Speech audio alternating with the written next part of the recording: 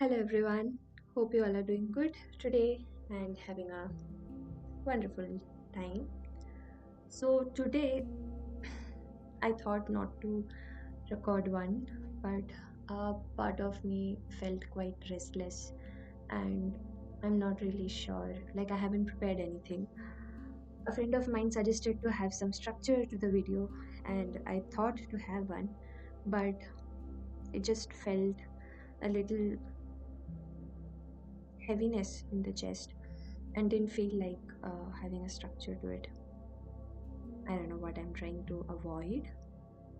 Is it a sort of fear of being like I love structure? Structure is important when you want to execute something, but here I'm not trying to execute anything. I'm just trying to be so structure causes anxiety to me, especially when it comes to studies and mm, um, putting thoughts and emotions into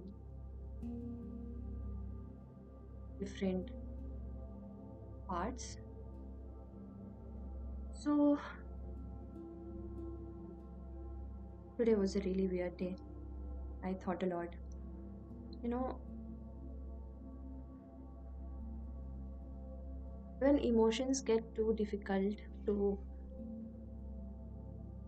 feel, when it's too heavy to process, not intellectually to understand why it happened, what's happening, what uh, could be the predictions if the pattern is going like this, not that, but just trying to feel it. It sometimes become too heavy that it's too loaded with so many mm, layers that you just can't understand it at one go. It gets really heavy to process. So I've been thinking a lot today, trying to analyze and trying to predict, trying to check whether I'll be safe in the present, in the future. There are so many mediums to check who you are, what's your chart, what's written in your future, etc.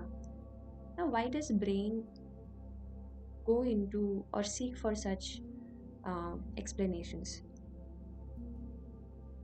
So it comes when you have had certain expectations, when you thought that you can have control over the outcomes, and that causes you to prepare for certain things to happen so that you achieve it as per your convenience. But time and again, when you were realized that it doesn't go as per the plans and needs, that's when the brain gets scared that, oh my god, if things are not in my control and if scary things catches me off guard, then I'm dead. That's a threat to me. That's a threat to my existence. How am I going to survive? Now, how am I going to survive? If you have, or if one has strong foundation, as in self trust, then one can have enough confidence to face whatever comes. Confidence, as in you believe in your capabilities that no matter how tough or how off guard you were caught, you can bring yourself back and face the situation and get out of it. But when there is this habit of self abandonment, a part of you who is facing the situation, but the other part of you just leaves you.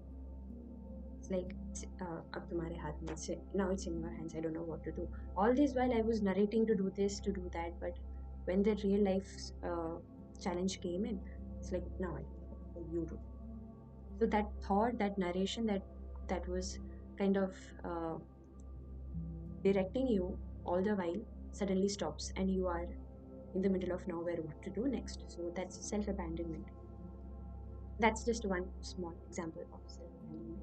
There are other parts, other layers to it. So that Hmm,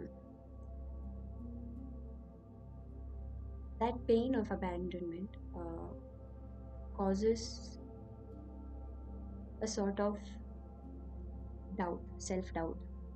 So, whenever a challenge comes up, you feel don't prepared, never enough, because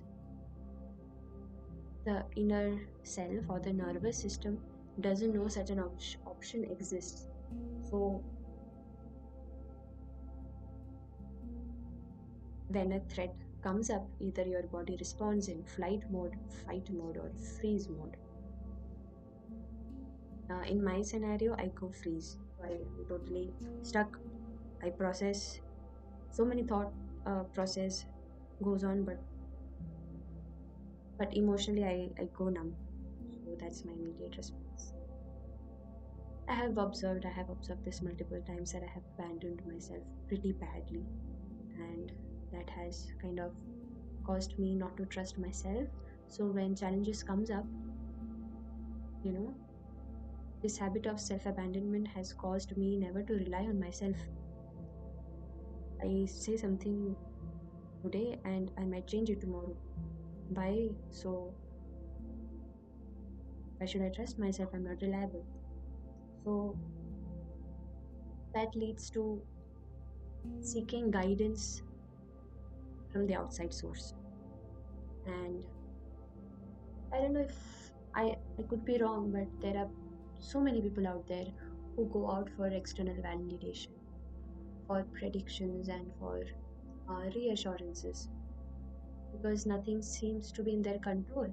And whenever an opportunity or anything comes, the self only abandons that you just feel lost and numb and everything goes out of hand and you lose that opportunity.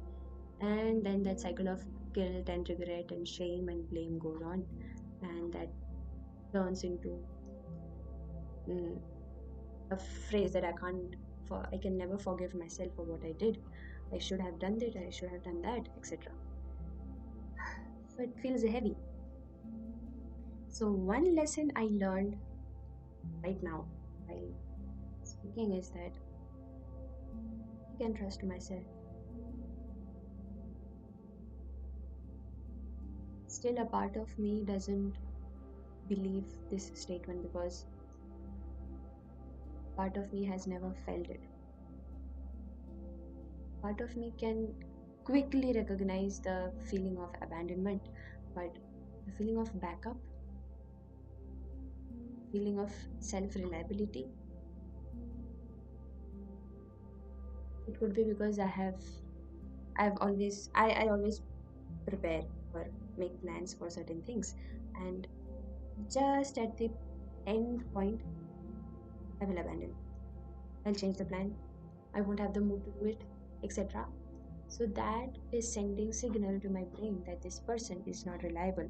Whatever I plan, this person acts out of emotions and it, it never it's never achieved whatever goals. So it's better not to plan because not turning up causes a lot of pain. So it's better to shut down rather than expect. So that's how things work, and it never did. How to change it? How can I reframe? So it's difficult to undo what I've been doing for all these years. So no big changes, no sudden changes. Brain can't process it. Brain is gonna doubt it. What's going on beneath? Something is off. Something is not going right. Can't believe it. She can deceive. So baby steps are more practical. Just like this video, I thought not to make one, but a part of me wanted to be consistent. So just make the video. So I made up my mind. Now these are the small acts where my brain I can gain back my trust. So it's very important to make realistic goals, not unrealistic goals.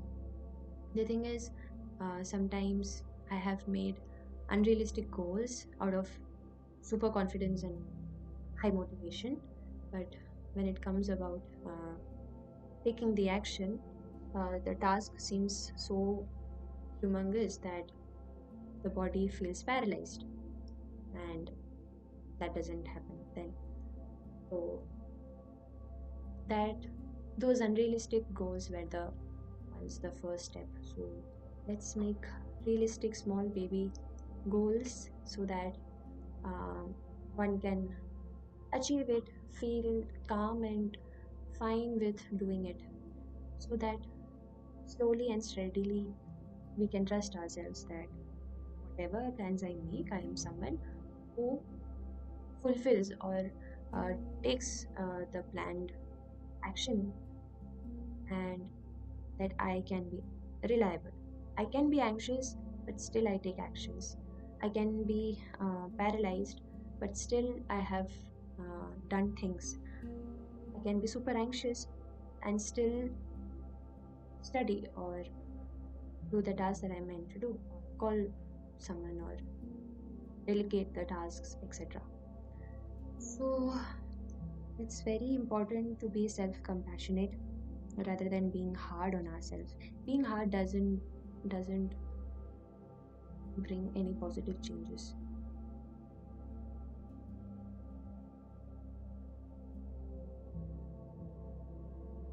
That is something that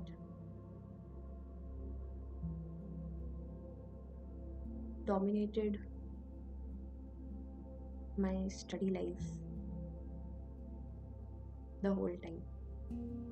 I thought I should be hard on myself and study really hard and push myself and do it. Uh, that does not happen. That didn't work out. Rather than I could be that teacher to myself. I know what kind of a teacher I wanted. So why not teach myself? Be in that teacher student dynamic. Because I am a person with huge curiosity. So I could be that teacher who feeds that curious kid. I can do that. That sounds will be practical. So yeah, we can do that. But yeah, it's very important to be compassionate and kind rather than being strict and hard. Now that's what I received as a child. So my nervous system has adapted to that style of parenting or narration or command.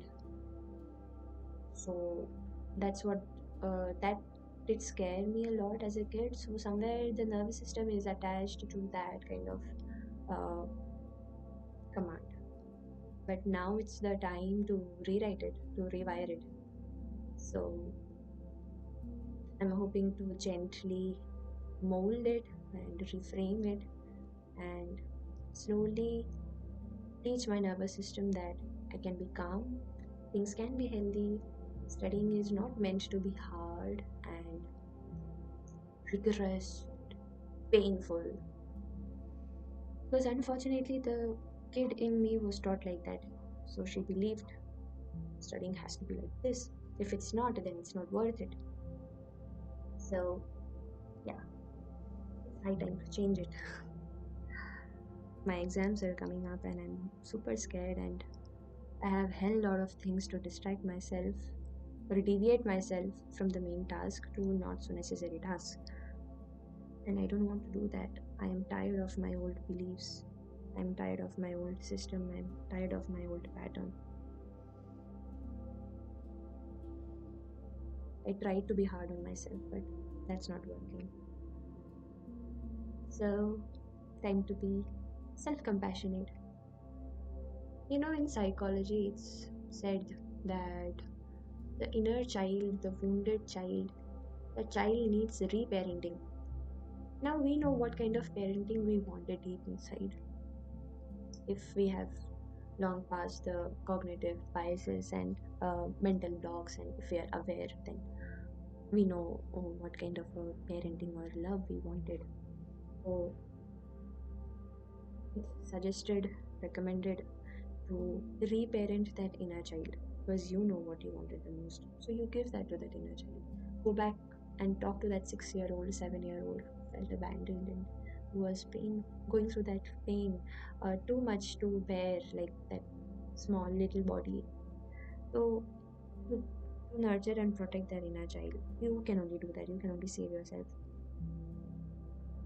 Now, I think that's what I am gonna do now. I'm gonna be that teacher to my inner child.